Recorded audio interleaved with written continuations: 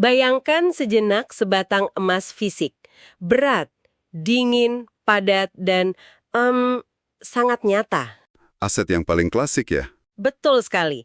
Selama ribuan tahun, logam mulia ini kan cuma duduk diam di dalam brankas demi menjadi simbol kekayaan absolut manusia.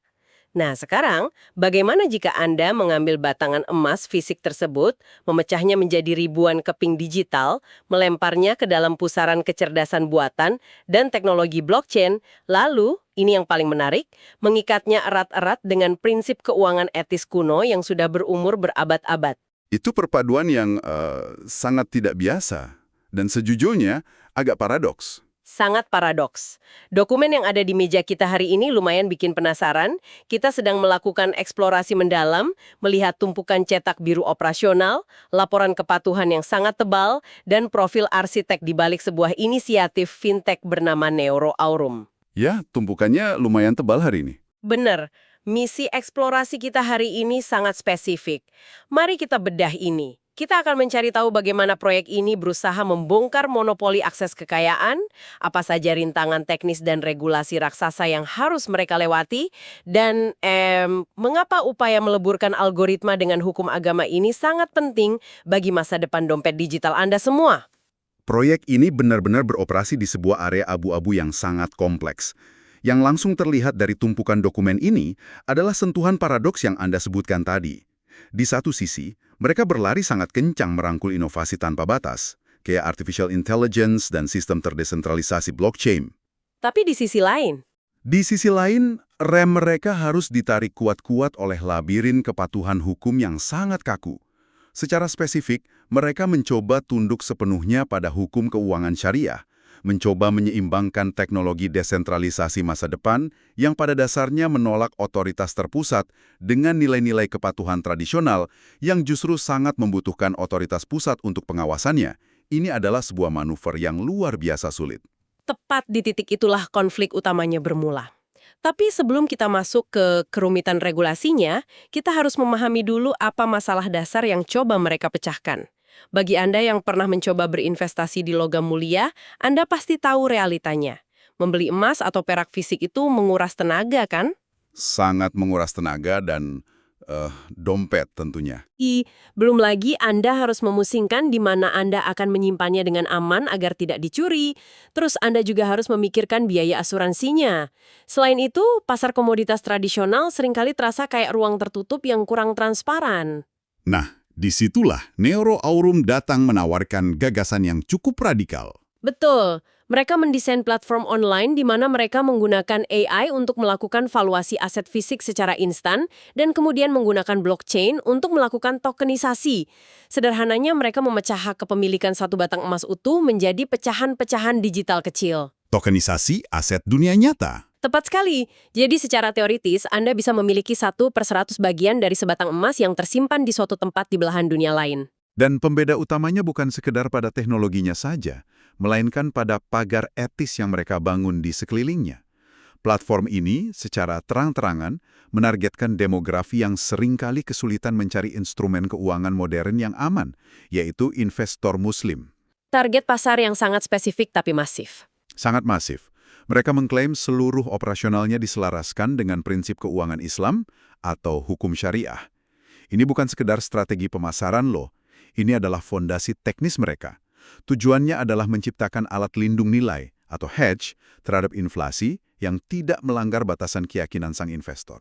Mereka mencoba menawarkan transparansi mutlak dan kepastian aset. Benar, dua hal yang sangat dijunjung tinggi dalam ekosistem keuangan etis tersebut. Pelestarian kekayaan tanpa kompromi moral. Nah, untuk mewujudkan ambisi setindih itu, tentu butuh seseorang dengan kualifikasi yang tidak main-main. Disinilah dokumen profil kreator mereka menjadi sorotan utama kita. Arsitek di balik proyek ini adalah seorang ahli dari Mesir bernama Muhammad Hassan. Profilnya cukup menarik untuk dibedah. Sangat menarik. Di kertas profilnya tertulis deretan kredensial seperti Oracle Certified Professional di Java, sertifikasi penguasaan SQL, sertifikasi Huawei Big Data, hingga kemahiran dalam C++, Python, dan pembuatan smart contract serta dApps. Jujur saja, waktu pertama kali melihat deretan bahasa pemrograman ini, awalnya terasa kayak membaca CV standar dari seorang pekerja IT di perusahaan teknologi manapun. Sekilas memang terlihat seperti daftar riwayat hidup pada umumnya, tapi konteks di sini mengubah segalanya. Sertifikasi Java tingkat lanjut atau pemahaman Big Data ini bukan sekedar pamer gelar untuk memenuhi syarat HRD. Lalu apa signifikansinya untuk proyek sebesar ini? Coba Anda pikirkan apa yang sedang ia bangun. Anda sedang mencoba memecah nilai sebatang emas fisik menjadi ribuan token digital, di mana harganya berfluktuasi setiap detik mengikuti pasar global. Satu kesalahan coding kecil di dalam smart contract, yaitu program yang berjalan otomatis di atas blockchain, atau satu bug saja saat integrasi AI, emas digital milik ribuan investor bisa terkunci secara permanen. Atau bahkan lenyap tak berbekas. Tepat. Lenyap begitu saja. Keahlian teknis yang sangat spesifik di arsitektur data tingkat tinggi adalah jaring pengaman absolut. Sistem terdesentralisasi itu kan tidak memiliki customer service yang bisa mengembalikan uang Anda kalau sistemnya error. Jadi, kode pemrogramannya harus tanpa cacat. Mengingat risikonya, berbicara soal membangun sistem tanpa cacat ini, dokumen peta jalan atau milestones mereka memaparkan rencana pelaksanaannya dengan detail. Mereka membagi rencana awal ini ke dalam 5 fase yang sangat terstruktur. 5 fase awal. Iya. Fase pertama untuk arsitektur platform dan smart contracts, yang memakan waktu 3 bulan. Fase kedua untuk integrasi AI dalam valuasi pasar dan tokenisasi, 3 bulan juga. Fase ketiga untuk pengujian dan audit keamanan. Dilanjutkan fase keempat untuk pemasaran dan penjangkauan investor. Hingga akhirnya fase kelima untuk peluncuran resmi dan evaluasi. Kedengarannya sangat rapi di atas kertas. Rapi, tapi tunggu dulu.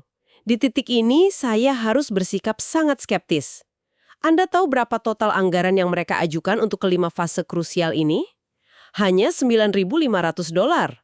Angka yang sangat kecil. Sangat kecil. Dialokasikan dalam waktu sekitar 15 bulan.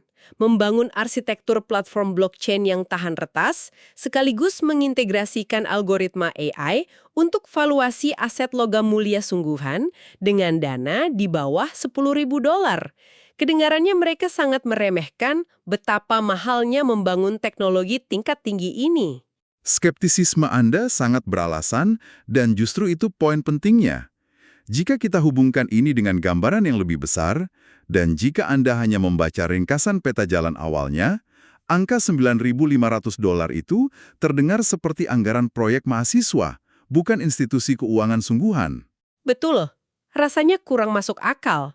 Tapi, jika kita menggali lebih dalam ke dokumen analisis finansial lanjutan mereka, terlihat bahwa dana kecil itu murni dialokasikan hanya untuk membangun purwarupa dasar.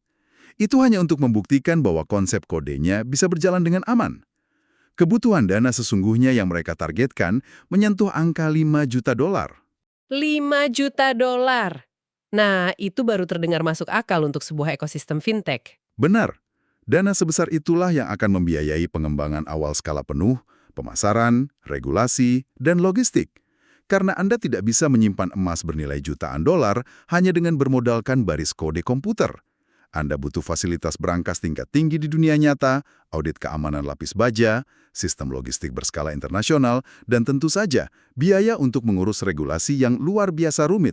Jadi, purwarupa $9.000 itu hanyalah langkah pemanasan. Menarik. Lalu, bagaimana dengan anatomi orang-orang yang akan mengeksekusi visi $5 juta tersebut? Kita punya data struktur tim mereka, dan pembagian sahamnya lumayan mencolok. Ya, distribusinya 100% dialokasikan ke 4 pilar. Ada Sidra Holding sebesar 16,5%, kontributor sumber daya manusia 16,5%, kontributor tunai 33%, dan tim pengembang internal mendapat porsi paling besar yaitu 34%. Yang membuat saya mengangkat alis adalah komposisi dari tim ini. Mereka mencatat bahwa 86 dari 122 posisi di perusahaan sudah terisi, dan yang mengejutkan sebagian besar difokuskan pada analisis pasar. Proporsi tim yang sangat berat di sisi analitik ini mengirimkan sinyal yang jelas. Ini membuktikan bahwa integrasi artificial intelligence bagi mereka bukanlah sekedar kata kunci pemasaran untuk memikat investor muda. AI adalah nyawa dari mekanisme penentuan harga dan valuasi platform ini. Mereka bertaruh pada keakuratan mesin. Mereka bertaruh sangat besar pada kemampuan mesin untuk membaca pergerakan harga emas dunia secara presisi. Selain itu, dokumen ini juga mengungkap detail bahwa mereka menggandeng pihak luar. Ada sebutan mitra Vietnam untuk menangani audit keamanan dan solidity. Solidity itu bahasa pemrograman untuk smart contract kan? Betul sekali. Bahwa tim mereka sangat terdesentralisasi. Tapi pertanyaan terbesar bagi pendengar kita tentu saja, jadi apa arti semua ini bagi investor? Mengapa proyek ini menjanjikan prospek yang menggiurkan? Dokumen analisis mereka memberikan proyek ini skor peluang di angka 87 dari 100, dengan potensi pasar 85 dari 100. Apa yang membuat nilainya setinggi itu? Angka 87 dari 100 itu lahir dari pertemuan kondisi makro yang sedang terjadi di pasar saat ini. Ketidakstabilan ekonomi global mendorong orang berbondong-bondong mencari pelindung nilai dari inflasi. Logam mulia sedang naik daun sebagai jawaban historis untuk ketakutan ini. Dan ada faktor demografinya juga. Tepat, adanya ceruk pasar spesifik, yakni populasi muslim global yang memiliki daya beli sangat besar, namun kelaparan akan opsi investasi digital yang etis. Ini adalah demografi yang secara historis kurang terlayani oleh institusi keuangan tradisional. Lalu dari mana uang itu akan datang? Maksud saya, model pendapatan mereka seperti apa? Model pendapatannya dirinci dengan cukup transparan. Uang itu berasal dari biaya transaksi setiap kali token emas ini diperjualbelikan. Ada juga biaya penyimpanan aset untuk emas fisik di dalam brankas dunia nyata, serta layanan analitik premium. Dan proyeksi keuangannya cukup ambisius ya? Sangat ambisius. Target mereka adalah menyentuh titik impas atau break-even dalam kurun waktu 18 hingga 24 bulan saja. Dan setelah tahun ketiga operasional, mereka memproyeksikan return on investment sebesar 20% per tahun. Angka yang agresif. Mereka juga tampaknya sudah memikirkan langkah akhir proyek ini. Ada strategi keluar atau exit strategi yang ditulis di laporan. Pilihannya ada dua, melalui merger atau akuisisi oleh institusi keuangan besar, atau melalui penawaran saham perdana alias IPO setelah pertumbuhan mereka stabil. Tapi sebelum mereka bisa bermimpi tentang IPO atau akuisisi, ada realita keras yang harus mereka hadapi. Nah, disinilah panggungnya saya serahkan kepada Anda. Laporan ini berubah dari prospektus bisnis yang optimis menjadi dokumen yang penuh peringatan. Kita masuk ke realita kepatuhan, menganalisis laporan standar, regulasi, dan hukum agamanya. Ini adalah tantangan terbesar mereka. Arena di mana ambisi teknologi bertabrakan dengan realitas hukum. Kita punya 3 laporan kepatuhan yang membedah tantangan tersebut. Mari kita mulai dari laporan pertama, kepatuhan terhadap standar AAOIFI. Standar untuk institusi keuangan Islam? Benar. Laporan ini secara khusus mengangkat kekhawatiran terkait standar fikih nomor 1 dan 3. Singkatnya, ini menyoroti resiko perilaku spekulatif. Spekulatif seperti turunan mata uang fiat. Tepat sekali. Blockchain memungkinkan token untuk diperdagangkan jutaan kali dengan sangat cepat. Kekhawatirannya adalah token digital ini terlepas dari nilai emas fisiknya dan menjadi instrumen spekulasi murni. Dalam hukum syariah, aset yang mendasarinya harus berwujud. Harus ada barangnya. Harus ada. Laporan ini menuntut verifikasi mutlak bahwa pemegang token benar-benar memiliki aset fisik yang bisa dikirim atau diserah terimakan. Rekomendasi utamanya adalah mereka wajib membentuk Dewan Penasihat Syariah untuk mengawasi operasional ini. Sangat ironis ya, teknologi desentralisasi pada akhirnya membutuhkan Dewan Pengawas terpusat. Mari lanjut ke laporan GSO. Neuro Aurum mencatat skor keseluruhan 72 dari 100. Laporan tersebut memberi nilai luar biasa di kategori dampak sosial, yaitu 80, berkat dorongan mereka terhadap inklusi keuangan. Tapi nilai kelayakan teknologi mereka hanya 60 dari 100. Kenapa proyek yang membanggakan teknologi ini justru mendapat nilai buruk di aspek teknologinya sendiri? Karena mengintegrasikan kecerdasan buatan dan blockchain secara aman untuk mengelola aset nyata belumlah teruji sepenuhnya. Keberhasilan algoritma AI dalam menghadapi anomali pasar masih dianggap sangat menantang dan berisiko. Namun ancaman terbesarnya di laporan GSO bukanlah soal AI. Melainkan ancaman regulasi dari Amerika. Ya, Ada resiko besar bahwa token ini bisa diklasifikasikan sebagai sekuritas. Ini merujuk pada regulasi SEC tahun 1933. Jika ini terjadi, ini akan membawa mimpi buruk birokrasi. Mereka harus menghadapi audit ketat pemerintah dan pembatasan pembeli. Beban birokrasi ini bisa mematikan proyek seketika. Itu ancaman hukum negara. Sekarang kita ke laporan standar ketiga, SMIK, yang menyoroti masalah kurangnya transparansi pada algoritma AI itu sendiri. Ini poin filosofis yang sangat penting. AI sering beroperasi seperti kotak hitam yang sulit dijelaskan bagaimana ia mengambil keputusan valuasi. Laporan SMIK menyoroti bahwa AI harus bisa dijelaskan cara kerjanya. Jika tidak transparan, investasi ini bisa melanggar larangan riba atau bunga, dan terutama gharar, yang berarti ketidakpastian. Anda tidak boleh berinvestasi pada sesuatu yang algoritmanya disembunyikan. Jadi mesinnya harus bisa lo pertanggungjawabkan perhitungannya. Luar biasa rumit. Dengan segala ancaman regulasi dan benturan filosofis ini, dokumen ini membawa kita pada bab penilaian risiko. Risiko nyata di lapangan sangat berlapis. Pertama, volatilitas pasar logam mulia itu sendiri. Kemudian, masalah integrasi teknologi yang kita bahas tadi. Ditambah lagi lambatnya adopsi pengguna. Target pasar mereka sangat tradisional, meyakinkan mereka untuk pindah ke dompet kripto tentu butuh waktu. Tantangan yang harus dimitigasi dengan edukasi yang masif dan kemitraan strategis dengan otoritas lokal. Dan disinilah bagian yang sangat menarik sekaligus menakutkan dari dokumen ini. Ada kenyataan pahit yang harus kita sampaikan. Laporan ini secara eksplisit menyatakan bahwa ini adalah investasi berisiko tinggi. Nilainya bisa saja turun menjadi 0. Bagi Anda pendengar, dokumen ini memberikan peringatan keras. Selalu lakukan riset Anda sendiri, do your own research, dan hanya investasikan uang yang Anda siap untuk kehilangan seluruhnya. Peringatan yang sangat vital. Neural Aurum adalah eksperimen berani yang mencoba menyeimbangkan nilai etis tradisional dengan batas-batas fintech modern.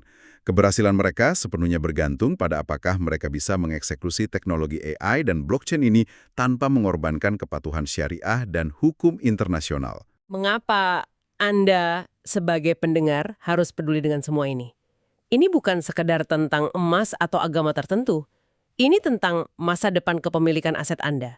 Memahami perbenturan teknologi desentralisasi dengan hukum mapan memberi Anda pandangan nyata kemana arah ekonomi global bergerak. Arah di mana batas fisik dan digital semakin bias. Benar sekali.